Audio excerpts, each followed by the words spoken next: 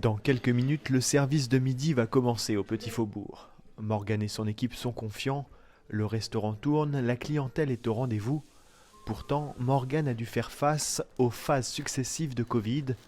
Pour une jeune restauratrice, le défi était tout de suite très intense. Deuxième confinement, et là, nous, on était ouverts depuis 3 semaines. Donc 6 mois de fermeture en vrai pour démarrer.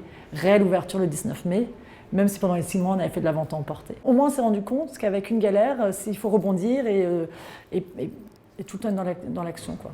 Cette philosophie porte ses fruits, une équipe chaleureuse, de beaux produits locaux et des fournisseurs de confiance. Le restaurant est sur la bonne voie.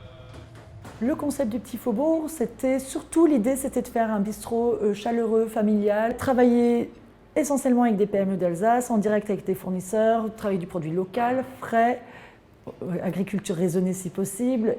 En général, les fournisseurs passent en fin de service pour échanger avec les gérants. Mais dans les prochains jours, Morgane va découvrir le salon Egast, une première pour elle. Ce salon Egast, pour ça peut être chouette.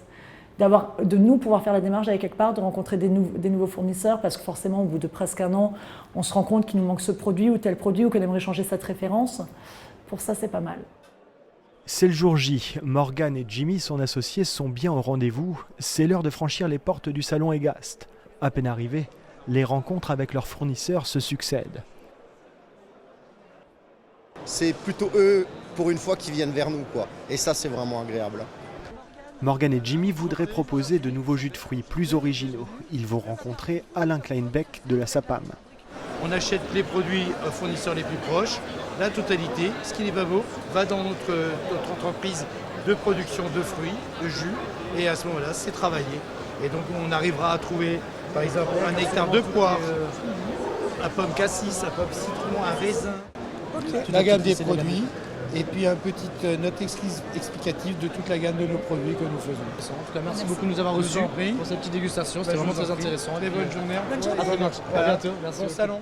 Le Petit Faubourg cherche également à développer sa carte des vins. Ici, il dispose d'une gamme complète. On essaie de développer les vins nature. On a déjà une référence en blanc et en rouge, mais on aimerait en avoir au moins 2. Avoir toujours un blanc et un rouge d'Alsace, et 2 autres qui peuvent venir de France, du monde, peu importe. Donc là, c'est ça, vous faites goûter un vin nature blanc ? C'est ça. Là, on est sur un Pinot Gris 2020.